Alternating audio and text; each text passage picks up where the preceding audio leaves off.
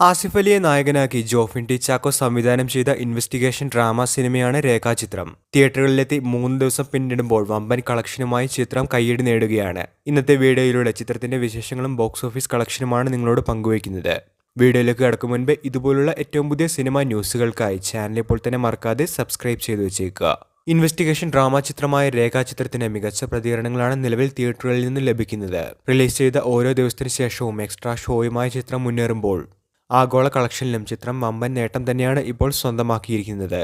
തിയേറ്ററുകളിലെത്തി 3 ദിവസം പിന്നിടുമ്പോൾ ഇന്ത്യയിൽ നിന്ന് ചിത്രത്തിന്റെ നെറ്റ് കളക്ഷൻ 7.32 കോടി രൂപ കടന്നതായാണ് പ്രമുഖ ട്രാക്കർമാരായ സാക്നൽക്ക് നൽകുന്ന റിപ്പോർട്ട്.